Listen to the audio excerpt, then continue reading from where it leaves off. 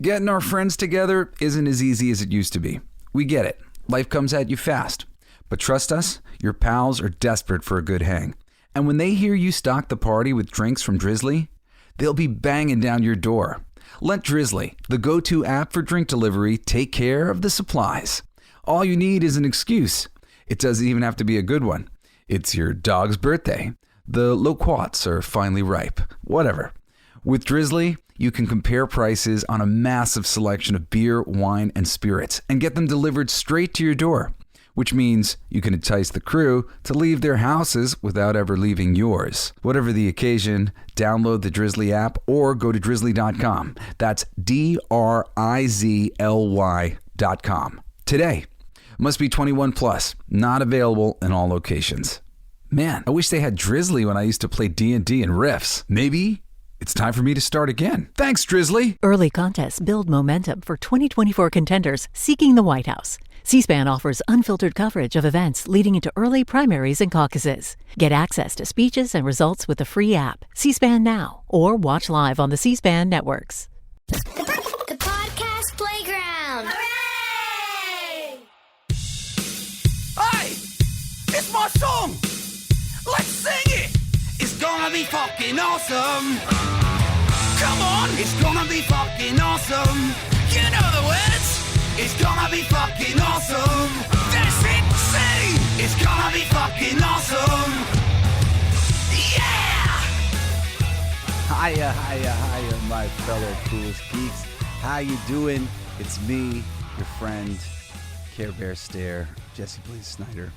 I am coming to you on the weekend, kind of continuing my conspiracy video from Wednesday, or podcast from Wednesday, because, dude, a major move in the culture war has taken place. More proof of the fucking conspiracy. The major studios, led on some way or another by Bob Iger and Disney, have pulled all of their advertising out of X, or what was Twitter, over free speech. And Elon was asked about it, or kind of asked about it, and he literally said, fuck you to everybody for blackmailing him, and basically said, if the company collapses because of it, it'll be your fault, and you can talk to the people who appreciated that this free speech platform had returned. And honestly, I left Twitter a long time ago. I left Facebook. I left social media. Just hated it. It got so toxic. I was talking to somebody last night. Just like for context, like he's become a good friend of mine, but he's the younger brother of a really good friend of mine who's gay. And the people I find in large percentage who are actually like affected by so much of this hard push to the right, especially like in media and stuff, are very aggravated by it, by the quality of the inclusion, by the quality of the representation. There's a total tokenization that is going on that is terrible, because the more you identify all of your casting by their ethnicity, the more that's what they become. They're just their ethnicity. And this happened with black people. There was a time, in the 80s, or I guess early 90s, whatever, like when A Living Color like blew up and became so popular, all of a sudden the tokenization of the black guy, or at least this is where I remember it happening the most, it would just be like every commercial now, it used to be three white guys, and this wasn't the way it should be. I'm not saying that this was a better way or whatever, but now it would just be, and the one black friend. And this is where the joke of token on South Park, has come about, that token black guy, because it was very prevalent. You could see it in ads, you could see it in films, a group of three friends, instead of defining who they were, one of them would just be black. And they would be black in this very typical kind of way, where I think I've talked about before. I've been in casting my whole life, voiceover, so many different things, and they really like, if you're a black person who has any sort of regional accent, you'll struggle casting, and this is something I've talked to my friends about, who are black and have to deal with this shit, and they have to put on a voice. So they may be from Long Island and say coffee or whatever. You might say if you're from Long Island. And when they go on an audition, they got to be like, yo, how's it going? Yeah. Mm-hmm. What? Yeah, I don't know. I told you that bitch crazy. That's what I love to say. Chris Rock line when he's listening to his girlfriend. If you've never seen some of the great Chris Rock stand-ups, oh man, go. He's listening to his girlfriend. He's like, the things that you say, you go, what? No way. Tell me. You're kidding. I told you that bitch was crazy. And that's the last thing you say, because every girl's got another girl in her life who's just fucking crazy. Told you that bitch is crazy. Why am I talking about this? I don't know. I have to go back and find out. Oh yeah, so it's just the tokenization of black people first, and everybody now. Everybody's just token. The white people are token now too. The white women are strong, feminist women, and all the men are simps and broken. And then everybody's a trope. Everybody's a trope, and when everybody's a trope, it's the death of fiction, man. It's the death of fiction. All good things come to an end when everybody is a trope. And it's so just disgusting. I've said this before because it's like if these globalists and their agenda, if they hired good people who know what they're doing, like myself and plenty of other people who I could name, but you just have to get people who actually have good taste. You have to get people who are actually paying attention. Not everybody has good taste. Most people aren't paying attention. So to get somebody who's paying attention and has good taste, and usually having good taste means that you can do it yourself. That's the tricky thing. It really is. It's the tricky thing. And I do this show in part for these fuckheads to be presented with this information, because it's just sort of like, I'm just so tired of the art being affected by the stupid political nonsense. You guys fight your revolution, whatever it is you're going to do. I just want the art to improve. So, just put me in charge of this shit. Whatever needs to be done, I will make it all painless for all of us. If they're going to program our minds, let's at least enjoy it, right? This is what I'm saying. I mean, fuck it. Fuck it at this point. I just want to enjoy some good shit, okay? Let it all be women. Let it all be, let all the white guys be bad guys. I don't care. I'll fucking overcome all this shit. I'm a good guy. I don't care. Anyway, Elon fucking says fuck you. He literally called out Bob Iger in the audience at this conference, and allegedly Iger was in the audience, and he said fuck you, Bob. And dude, I've wanted to say fuck you, Bob, on so many levels for what has been allowed to transpire with all of my favorite things for so long. It's really, you don't understand. Like, I loved Disney. Disney was one of my favorite things. The Muppets were one of my favorite things. Disney got Muppets. I thought, oh, good.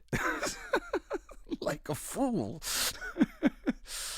The Marvel and other comics as well, of course. But Marvel was one of my favorite things. And Disney got Marvel, and I thought, oh, good. And Pixar was always kind of in cahoots with Disney, but Pixar fully got Disney, and by that time I had learned my lesson, and I was like, I don't know. I feel like this isn't going to be good for Pixar in the long run, and it's not been good for Pixar in the long run, because I do learn from my mistakes, and this is why I'm good at the things that I fucking do. But yeah. It's pretty amazing. Fuck you to the Bob Iger right in his face, and standing up to this in admittance that it could crush Twitter, X.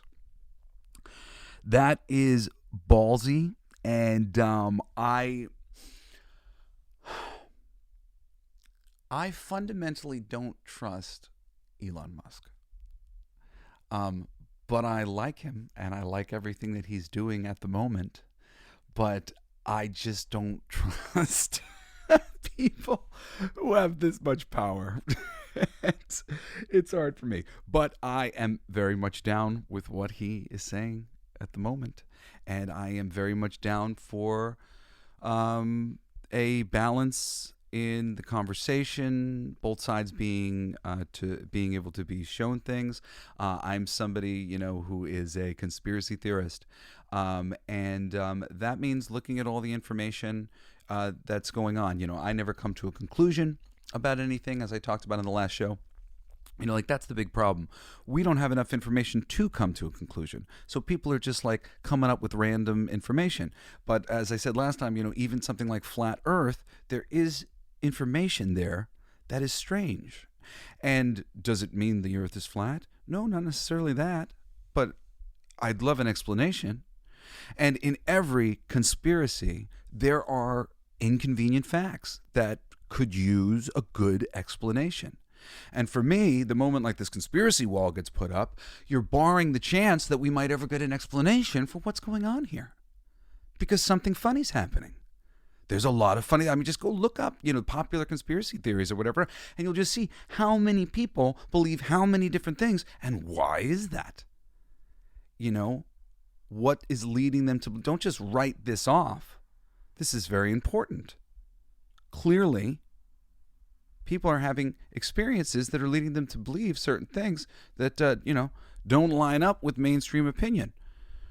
How do we reconcile these two things? That's what I'd like to see. That's what I come from on this level. But the conspiracy here is very, very clear.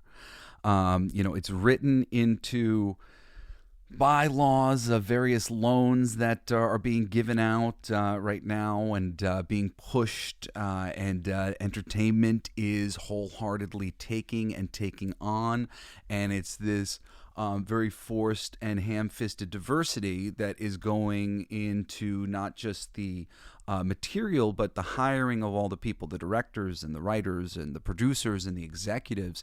I was just reading this whole SEC filing or whatever it is for Disney, and just so much of what is there is just this huge emphasis on inclusion, and there's this thing that I really like. People need to understand, you're not pushing for inclusion in the NBA, right? Because you don't want a bunch of short white guys ruining the game, right? You want the best ones. And there are white guys who are in the game, but they're these Scandinavian monsters, at this point for the most part. But the game is being played at its highest level, and that is what we're asking for in sports. We want to see the game played at its highest level. Creativity is the same.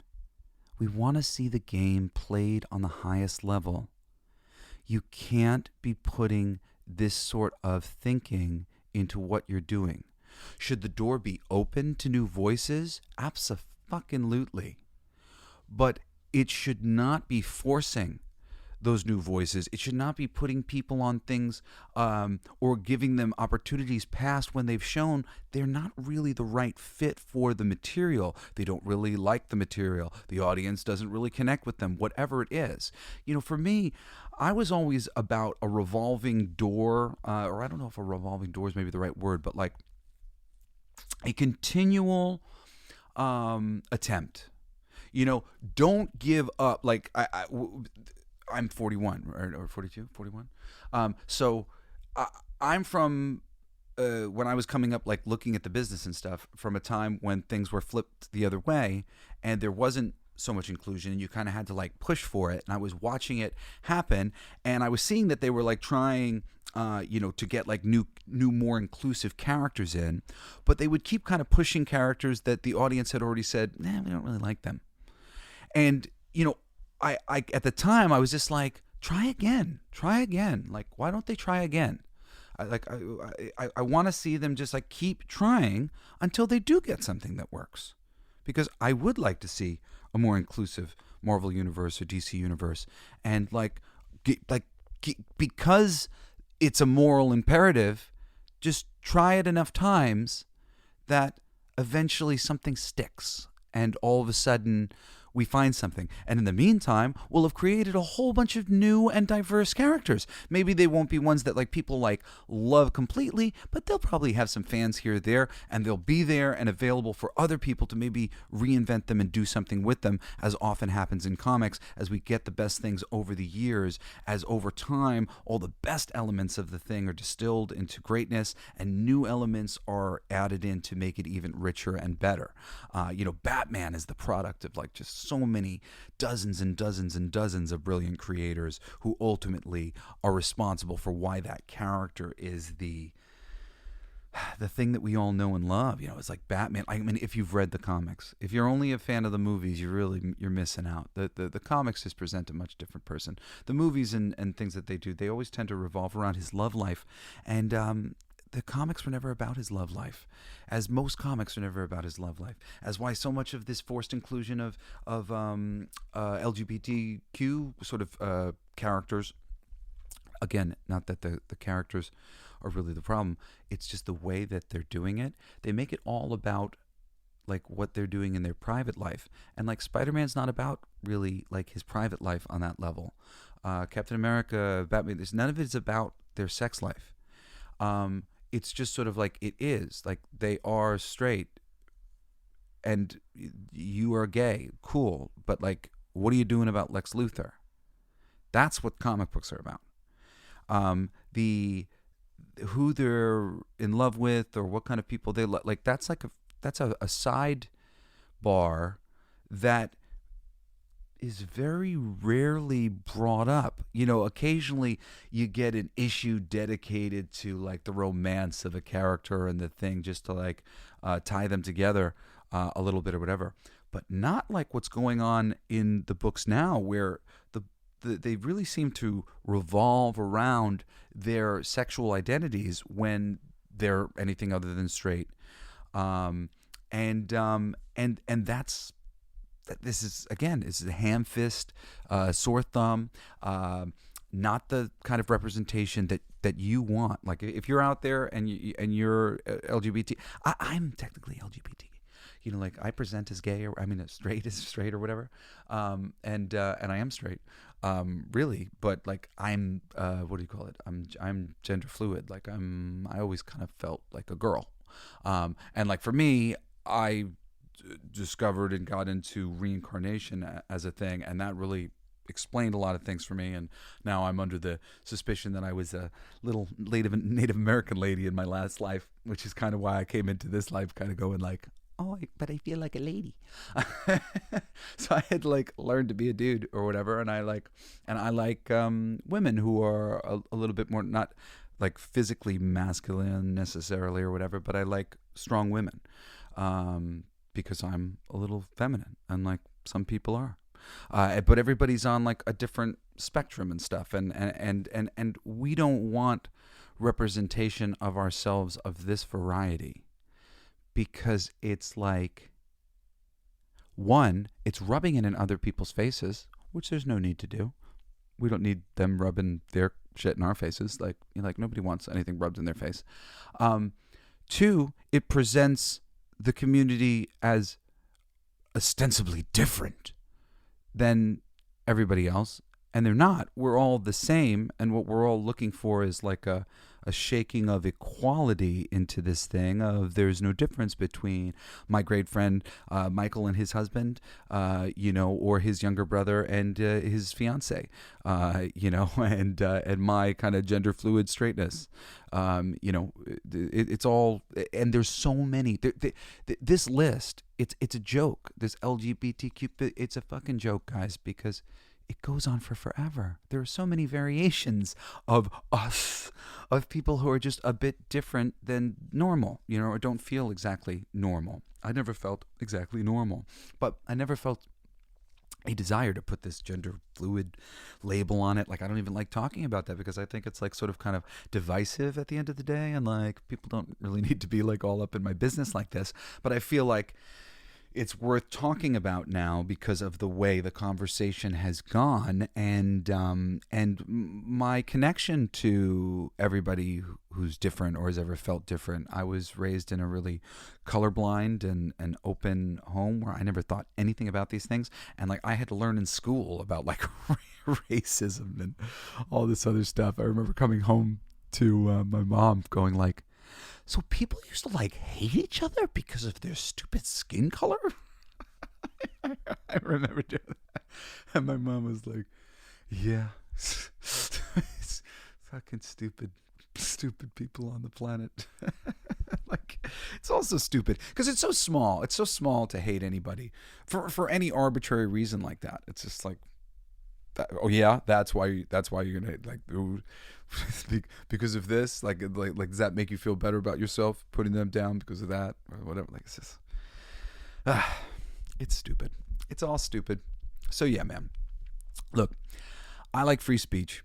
I know a lot of people feel as though on some level these things should be reined in, but for the exact same reasons why you don't actually take people's guns away and why they were given to us, was because you sort of have to be able to give trust to people. You have to be able to give people freedom. People operate best when they are living under trust and freedom. And when they are not, they live in misery and they fight back and there's revolution. And you can't contain free will. You can try to guide it and encourage it and whatever else. But, you know, the reaction from the right and the middle and plenty of the left to the hard left running the show and forcing a lot of things is you know, it's universal. It's not about one group of people. It's that same thing of like the gender or sexual fluidity or whatever it might be. Like, you know, it's a range. You know, no one Republican is the same. They're all different, every one of them. You know, and it really, like, damn you if you're out there and you're just putting everybody into one box like that, because it's just not fair. It's not fair to the world.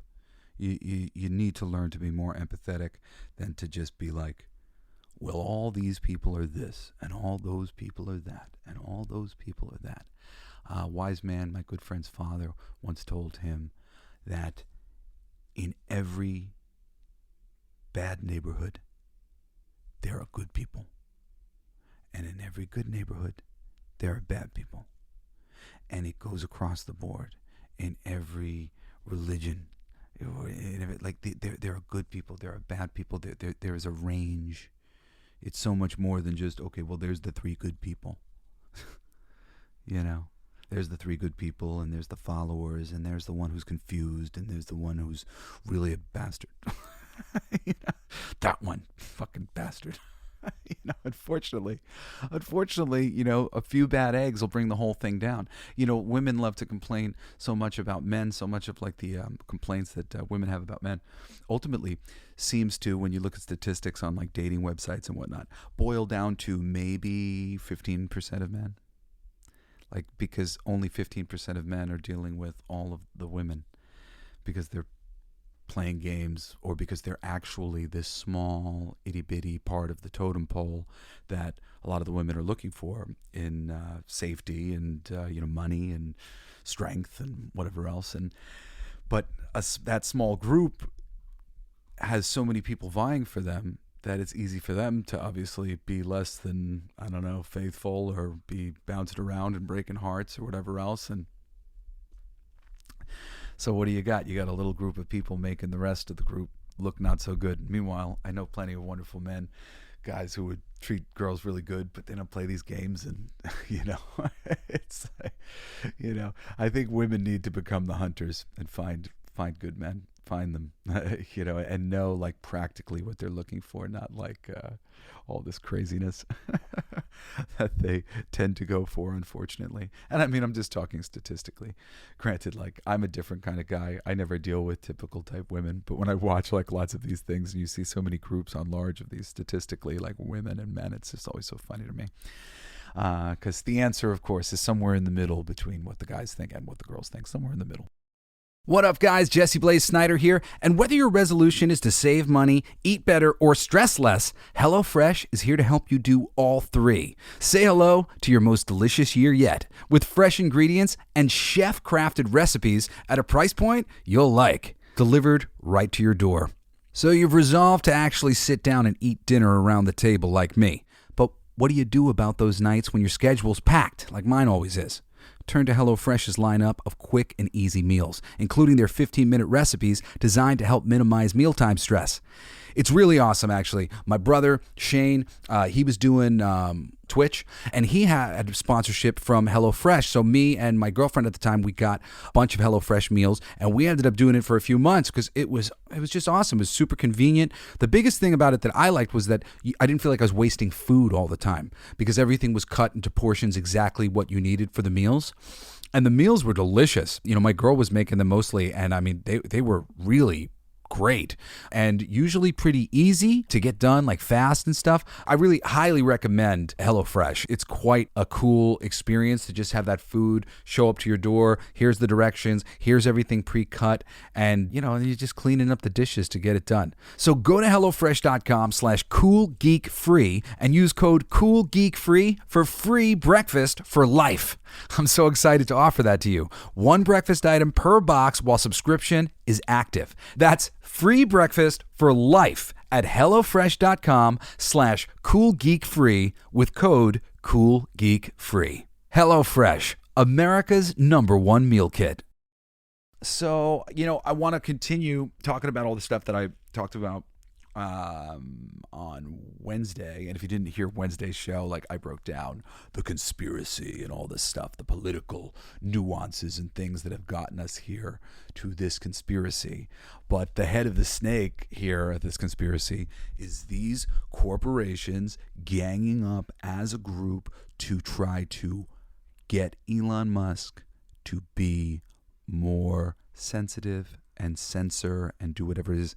I haven't found X to be a terrible place because of the free speech going on there. And free speech is so important. We just cannot trust anyone to govern these things. It's a slippery slope of governance. And we have no connection to the powers that be. We're so disconnected from the money that ultimately controls everybody, all the politicians and all the governments and all the world. And we cannot give away any sovereignty that we have. Every last bit of sovereignty that we have, we need to hold on to forever and a day because we will never get it back.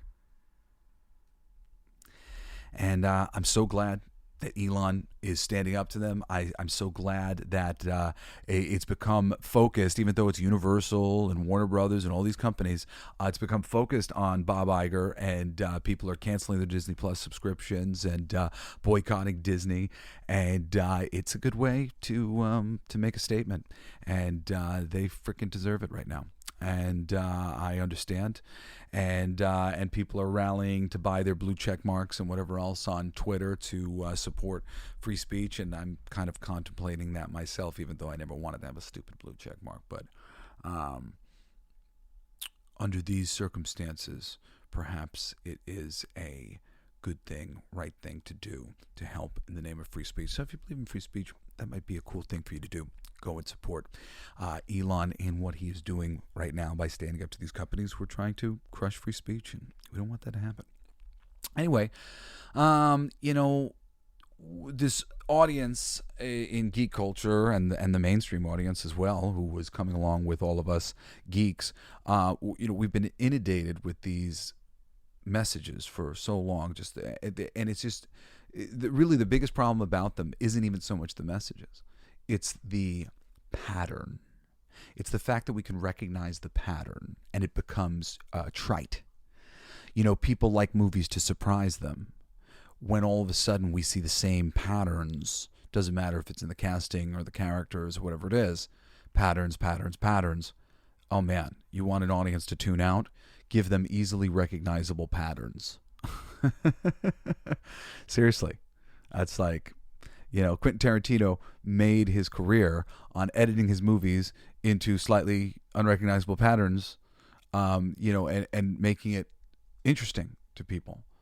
So many people, have made their careers on surprising you in new and interesting ways. What's that movie that I love? Memento. Christopher Nolan does great surprising stuff and whatever else. I mean, like really, and I mean the original narrative of the Lord of the Rings and all these wonderful and surprising and compelling and interesting and intriguing, paints a world, paints a picture. So now we've got all these like patterns, and everybody's recognizing it. And I want to say the conspiracy is in collapse, and it is in some ways. It's collapsing before our eyes for the mainstream. For like 90% of the people in the world, they are going, yeah, guys, I get the joke. Like, this is ridiculous. And there's maybe like a 10% who's clinging to the thing because their jobs are on the line because of it, and so many other sort of bits of odd reasons why people might cling to these things. So many people are monetizing their identity in this modern day. So, I mean, that's a part of why people are clinging to it. But it is collapsing, the interest in it and what people are talking about, and the culture is abandoning it. It's basically driving culture, I think, off of social media and driving culture away from all the things that had traditionally driven culture before. And, if they're not careful and don't change up, even though there are some signs here or there of changing up, and I'll go through some of this stuff in a second. But, if they don't, they're in a lot of trouble. Now, after being gaslit and called every sort of ist and phobe, exactly like the Democrats do to the Republicans, and of course, many of these ists and phobes don't identify as Republicans. So what are you doing? You're forcing people who are Democrats into like a Republican position and into a contrary position. You're dividing up people who were on your side a second ago. Very funny how you can see the bullshit so clearly these past bunch of years, paying attention to both. If you pay attention to politics and geek culture and entertainment, it's just the exact same thing's been going on in both places. The way Trump has been demonized, it's very similar.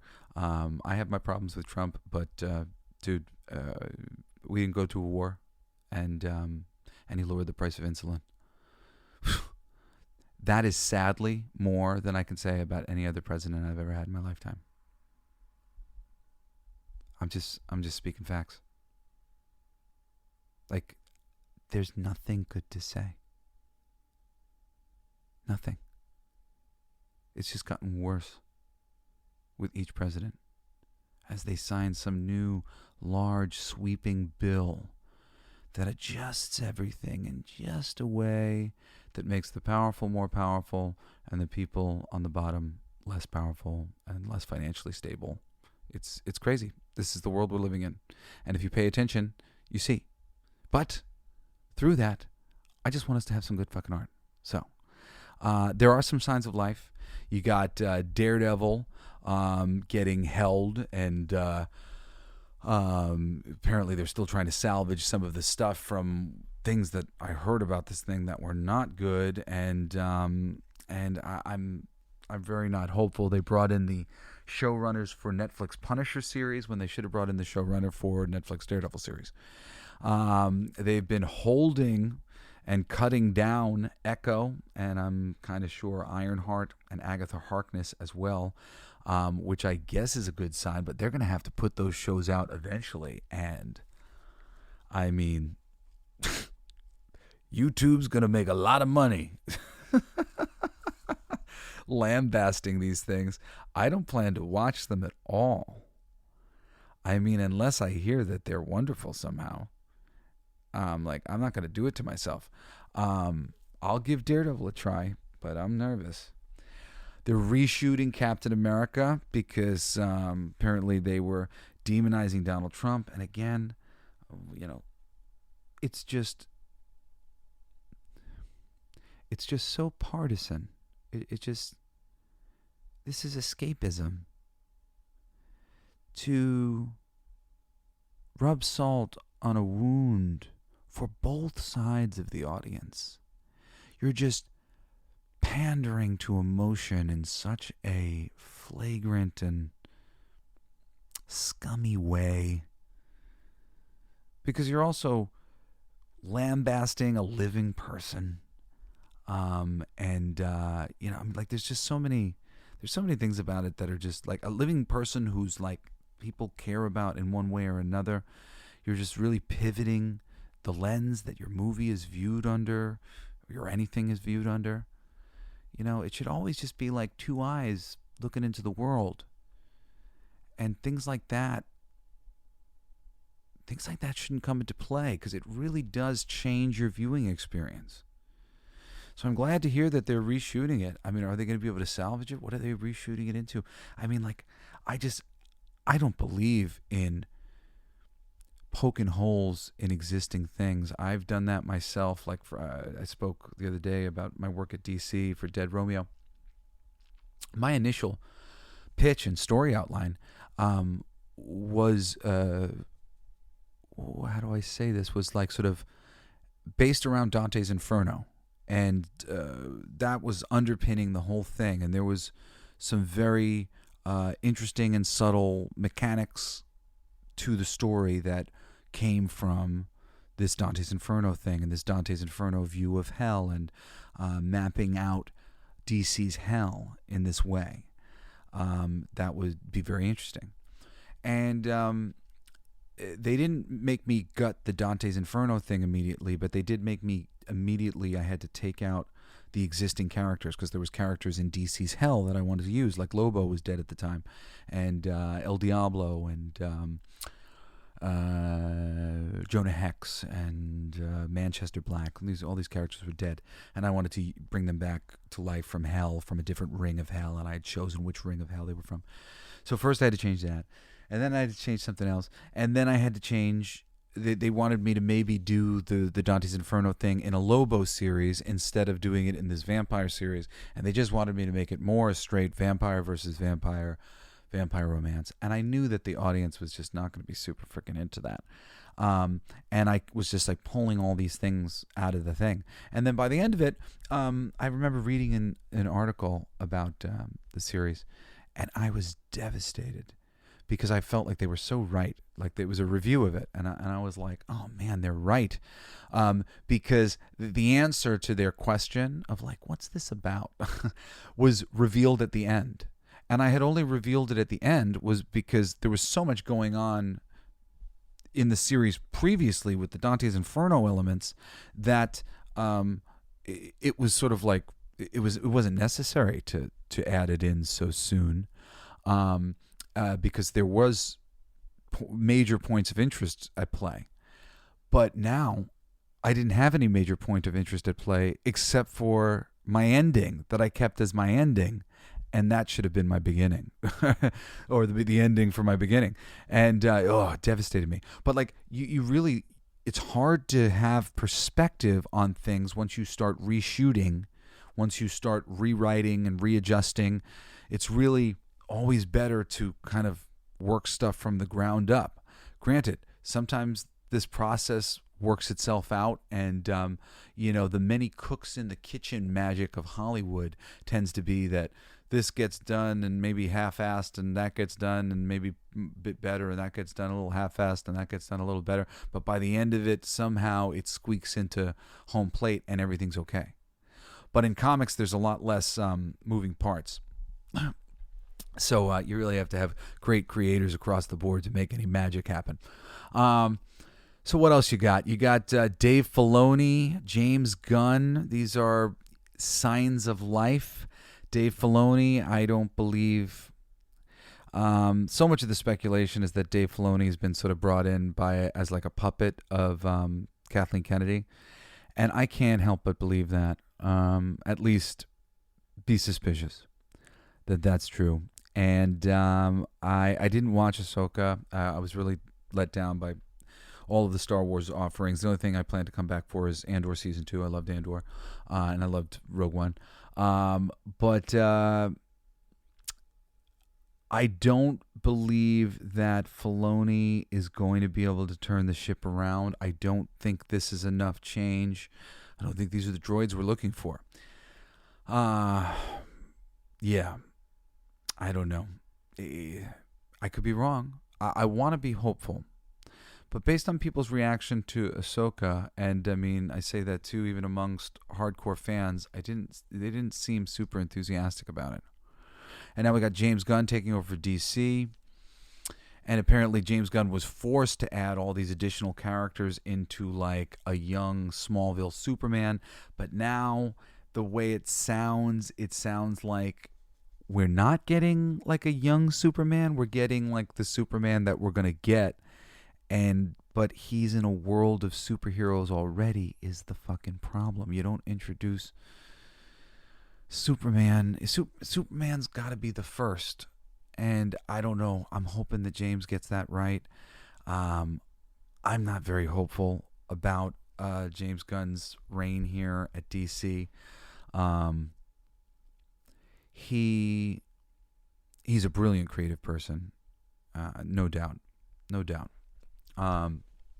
But there's a lot of odd things about it, and there's sort of like the rumor that to a certain degree the head of Warner Brothers Discovery has just sort of put him here in this position to make the company look attractive to somebody when he sells it. And it's an interesting concept. It's so weird how like James Gunn being brought in and everything, it cannibalized all these other movies. I still think that Aquaman's going to do better than people expect, but man, like the projections for it are very low. But I'm interested to see it. I don't know. Is it hope? Is it signs of life? James Gunn's thing doesn't feel like it right now. There's still more seasons, or at least another season of Rings of Power coming, so that's not exactly hopeful.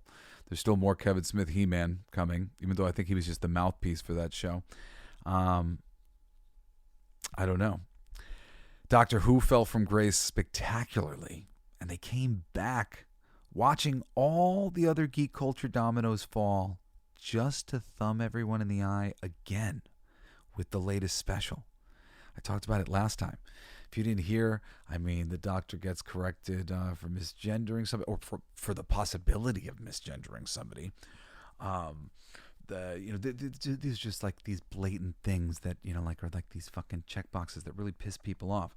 And again, to some degree, I don't mind a lot of these things when I experience them, but when it becomes a pattern that everybody is recognizing, it's the thing. And the David Tennant Doctor's back, I think, with his girlfriend, who I'm not a Doctor Who guy. I was going to get into it, and then all the controversy happened, and I never got into it. For a long time, I wanted to get into it, but I just didn't know where to start. I didn't know if the old shit was going to hold up. A whole bunch of things. I'm a big Star Trek guy, so I love good science fiction. But anyway, so apparently she had some sort of crazy power that had like killed her previously or whatever, so now she comes back with the power, and like it won't kill her this time, and now she's more powerful than like any Doctor's ever been, kind of thing. And then it passes over to her trans daughter, who had transitioned when she was young, and was capable of being better than any of them could ever be because of the fact that she had the perfect mix of both masculine and feminine energy. And as I said last time on my show, that's a bit misleading. Everybody is capable of having the perfect mix of masculine and feminine energy. I think that's actually kind of the goal on planet Earth, is to learn to be both strong and soft at the same time. I think that's what's called a well-rounded person, and not just a trans person. So it's a little misleading. But they took the bad guy, famously in a wheelchair, out of the wheelchair because they didn't want to suggest that handicaps were evil. A lot of things. They just kind of really quadrupled down on, hey, audience, you're not liking this? How about some more? And oh boy, YouTube's having a field day. And I think their audience is going to drop off dramatically for episode number 2. Yeah, I said I'm getting back to my notes. No one is going to watch the next episodes. Their ratings were only marginally better than where the last season of the most poorly rated Doctor Who ever had left off. Okay, so no one's going to be watching. Or the one after that, even less. I think they're doing like 3 specials. This show is getting lambasted everywhere by everyone representing the culture. Even on the other side too, it's not just being lambasted by that, because it's like a lot of it's very ham-fisted. So even the people who don't appreciate tokenism, and it's mostly tokenism, man. I mean, like the people who don't appreciate tokenism, the fact that they appreciate any of the inclusion that they see is them like grasping at straws and eating scraps, because it's generally just awful. I mean, like, I feel for you ladies, and I feel for anybody who feels underrepresented. Like, man, like my kingdom for some of these characters to be more fleshed out. And it sucks because I have characters that I adore from books that are fleshed out well and are fucking great, and like it can be done.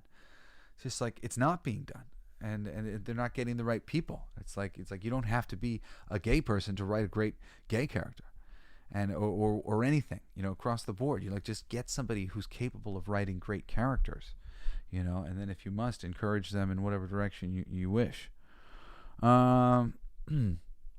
So anyway, I said, when it comes to the Doctor Who thing in particular, and even this, like, this boycott, this real, of Twitter, it's like, why do this unless this is a conspired action? All of these companies have gotten together to boycott X in a show, like it's just like, it's funny. It's funny to me, man.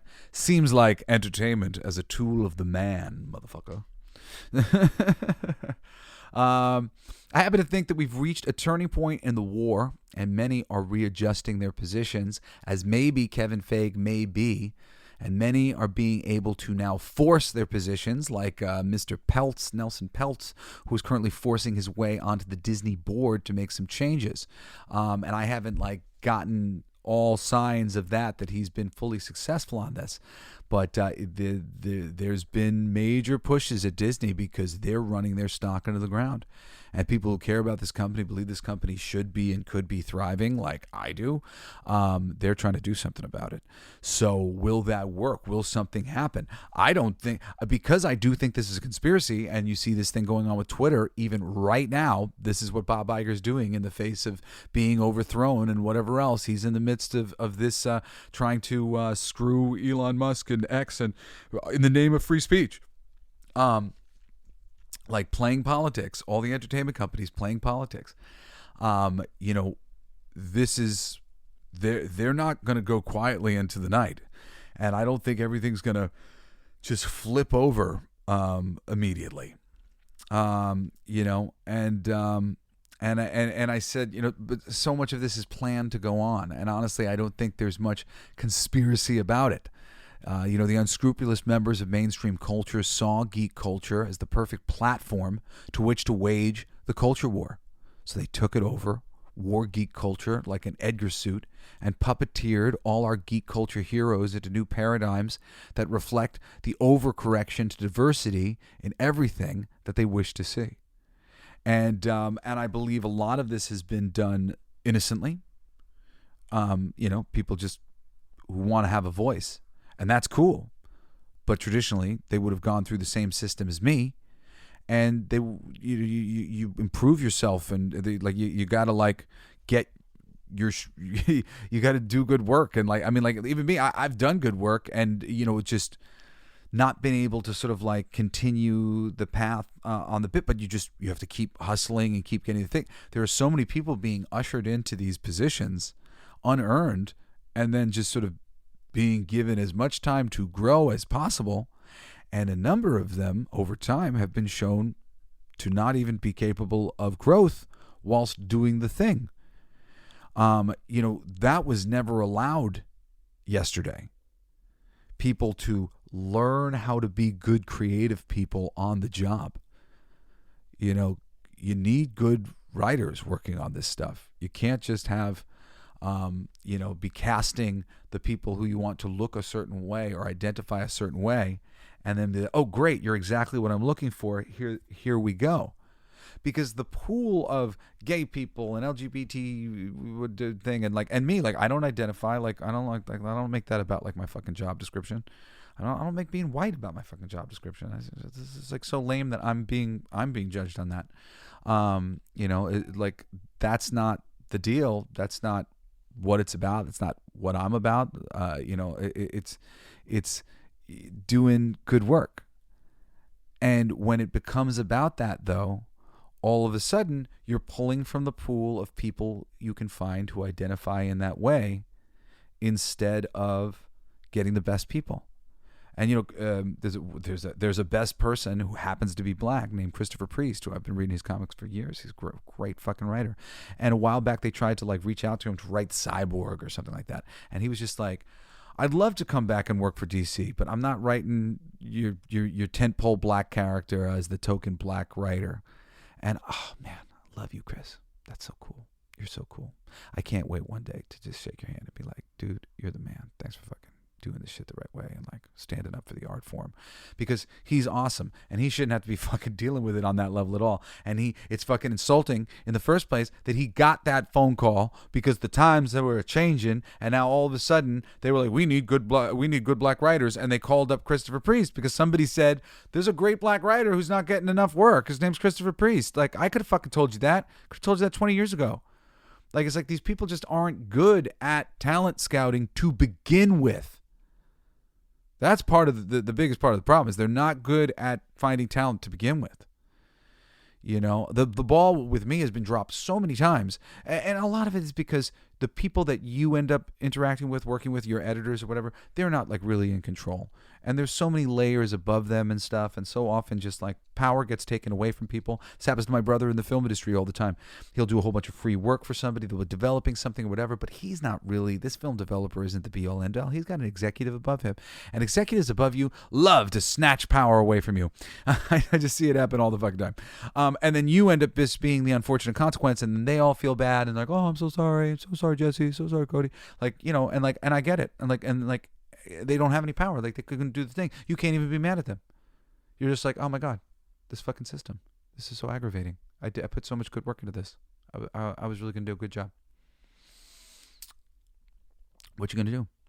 It is what it is. I mean, but that's what needs to change. And this, not nepotism system. Well, I mean, it's a nepotism system at the tippy top. But this trying to get more diversity into the equation, it actually ends up just perpetuating all the bad hiring practices that they had yesterday, and getting us further away from getting NBA All-Star basketball teams playing for Marvel, because we need the best of the best, whatever they look like, whoever they are, and absolutely help minority creators, help disenfranchised, like absolutely, but don't forsake the mainline, you know, material. Don't forsake the heart of the Marvel universe and hand it over to novices in any way, shape, or form. I don't care how much their voice needs to be heard. Let them write some independent stuff and win some awards about for all the good work that they're doing, talking about all the things. Like, I mean, like there's a system. And I don't love the system all the time, but like there's certain aspects of the system that are reasonable and are there for a reason. I see so many young writers who are just so stupidly, ignorantly not willing to learn or read the greats, and to study, to be wonderful. And if you really want to do this for a living and be wonderful at what you do, that's what you got to do. No doubt about it. You got to study and work at it. And if you don't, you're going to be left behind by those who do. Or just embarrassed by them. Embarrassed by them. And sometimes you need that. You need to be embarrassed. I remember going to Nashville. I went to this party at John Rich's house. He's got this 3 freaking story house that he built. The stories extra tall so that he could have a view of Nashville. And he's got the 3rd floor is a freaking concert hall, and he had all of these musicians, people on his labels and friends and stuff like that. And I was with my father, but I was invited by friends shout out actually to Charlie Panicia, who's one of the producers of this show. Ultimately, he helped put this together with me in the podcast playground. One of my best friends, and so I went out to see them, and I saw my father. And I'm always blown away by my father. He's one of my biggest inspirations. But I was blown away by everybody. I was crying. I was so humbled because everybody was doing a thing at such a high level. I couldn't believe it. There was this one guy, he did one original and one cover song, and they were both these storytelling country songs. And they were the most beautiful stories I had ever saw sung on a stage. I wish I knew what the fucking songs were called. I was just mesmerized. I was like, wow. And I thought, I need to take my ability to tell a story in a script, in a comic book or a novel or film or whatever it might be, and I need to utilize that storytelling ability in my songs better, the way this man is, because I'm so impressed by this. There was a girl who came up. She was this skinny little blonde thing, and she sang like I imagined only giant fat people could sing. Like, you know, like where they like, it's like, well, they do that because you see, I don't know. I've only ever seen people who were like large be able to do what she did. And beyond that, I hate runs. I hate when people are like, like I fucking hate that shit. She did runs beautifully, just melodically. Better than I'd ever heard anybody do runs. And I thought, I hate runs because they're so hard to do well. But she's doing it. And like, I should learn. If she can do it well, I can figure out how to do it good. And like, the whole night was just the most inspiring thing I'd ever seen. This other dude, my friend Sinister, shout out to Sinister, he was up there with Cowboy Troy, the rapping cowboy, and they did this mashup of awesome kind of rockin' rap songs, all to the tune of Walk This Way, or maybe Ladies Man. I don't remember, but it was just this mashup to one great song, and it was just one great hook after another playing. They were on stage for like 8 minutes, and you wanted them to stay for another 3. Keep it going, do more. Like, it was amazing. And I sat there going, man, you can do so much with not just a cover song, but like a cover song mixed and arranged with some other cover songs. You could create like a whole atmosphere of love of music. It was great. And there was more inspiration that night. Just inspiration after inspiration after inspiration. And I was so fucking humbled, man. I was crying because I was like, I'm not good enough. I need to be better. I'm going to be better. I'm going to step up to this challenge. And now thinking about it, I love it. It's choking me up because nothing is more motivating than when you go, Majesty. Like, I want to do this. And those moments in your life are great gifts. Humbling yourself, looking up to something, and aspiring to reach for something. That's what we all need to do. That's what will make the art truly great. That's what will make everything you do truly great. Just reaching as high as you can.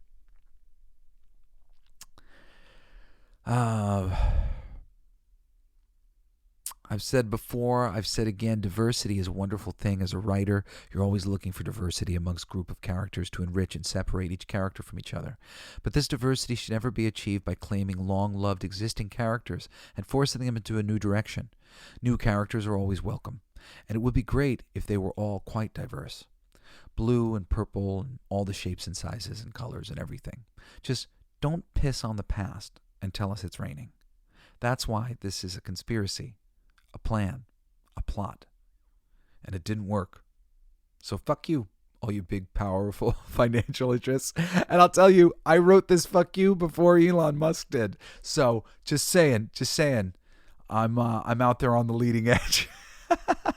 This was all part of my show, supposed to be part of my show for Wednesday, but like I went over, and I'm like probably going to go over just a little bit today too. So fuck you, all you big, powerful financial interests at the tippy top of all things.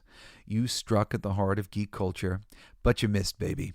And we're going to come back with a vengeance, with you or without you.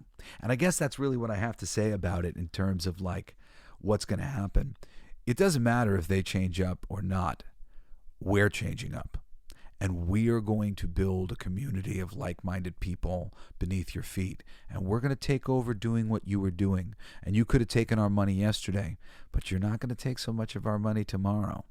And I think that's a geek culture promise from the coolest geek alive.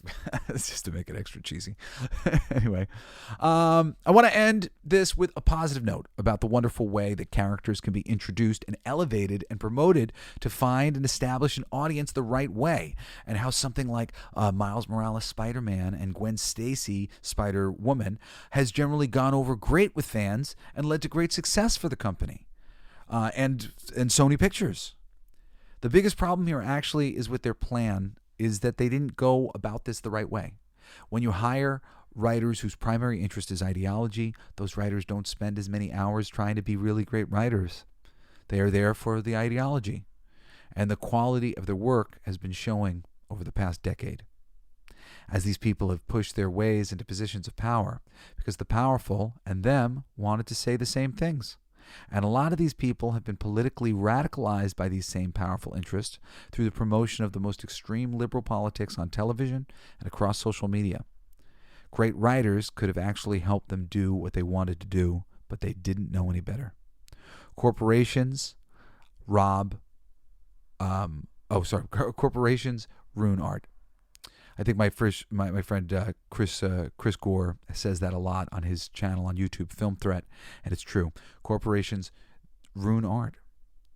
But there's this wonderful system in place that can be used in the future, hopefully with a more balanced hand behind it, a hand that hopes to entertain and inspire everyone, no matter what their political position may be.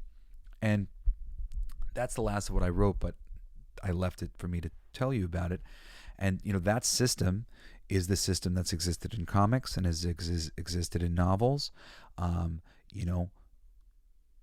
People who aspire to be writers go and we pitch companies, and we eventually will get opportunities if we get good pitches or if we can develop some relationships. The audience buys or doesn't buy. The books are reviewed. The books aren't reviewed. Usually you won't necessarily be bought the first time you put something out, but people will read it. When buzz comes back, buzz is good, buzz is bad, and this is how you make it in the world.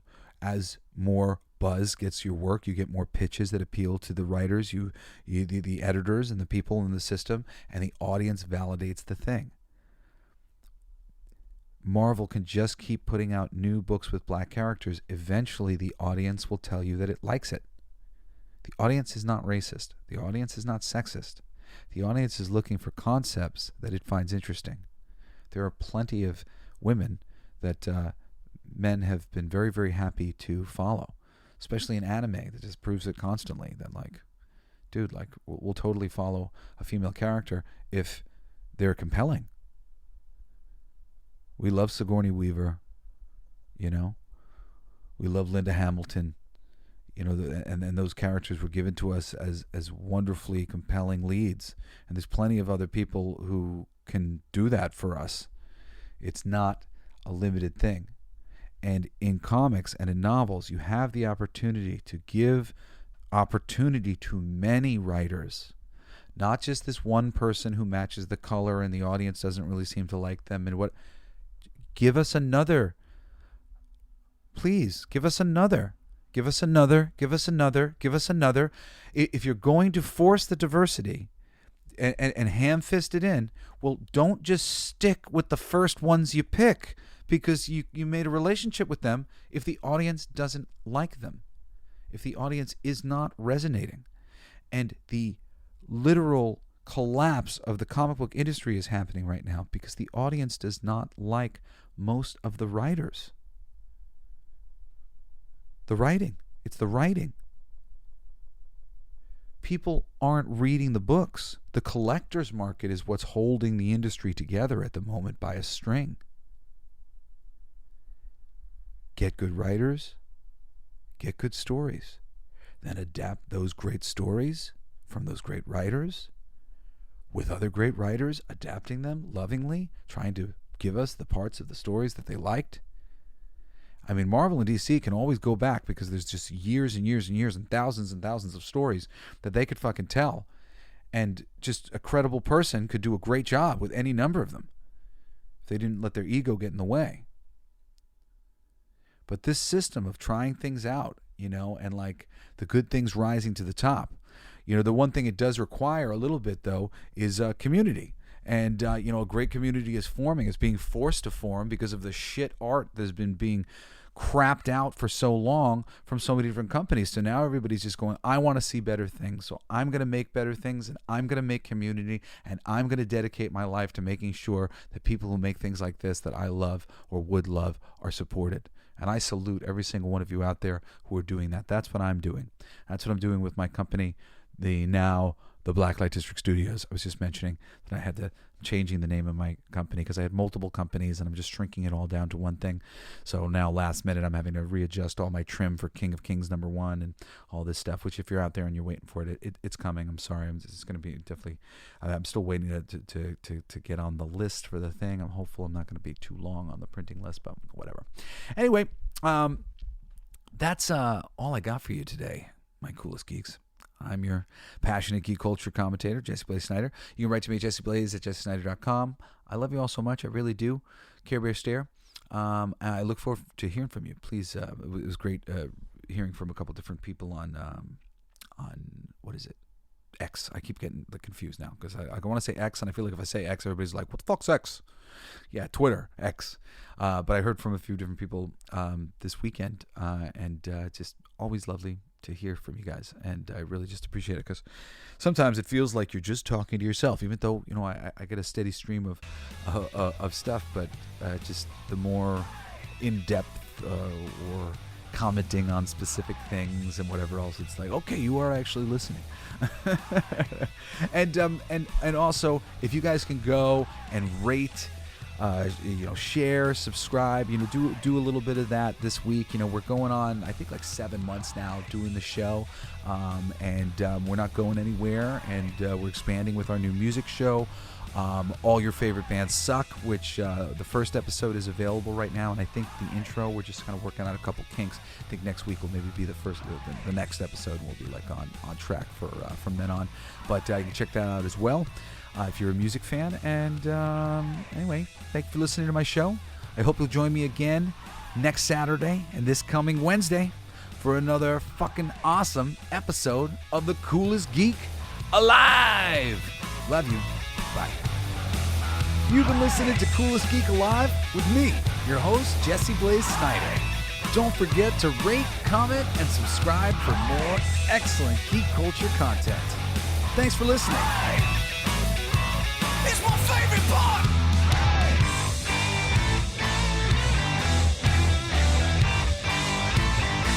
Isn't that heavy?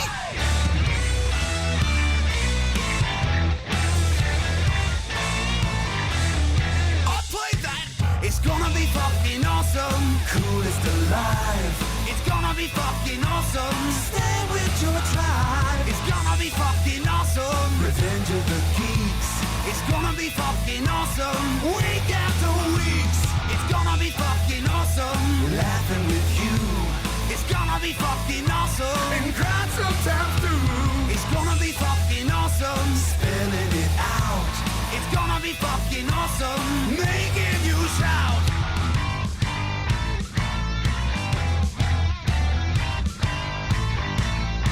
I'm a genius.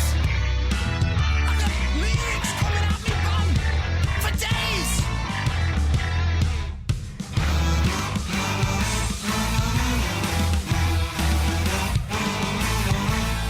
You like that? It's a kazoo solo.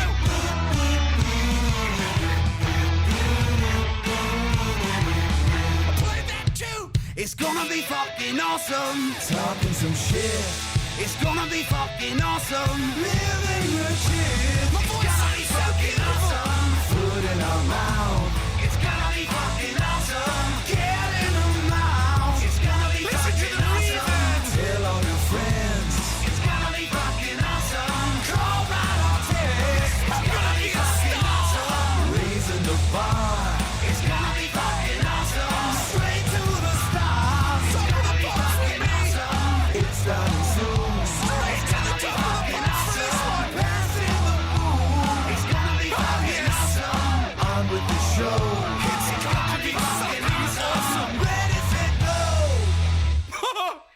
It's gonna be fucking awesome. Fucking awesome. It's gonna be fucking awesome. Just wait. You'll see. You'll all see. The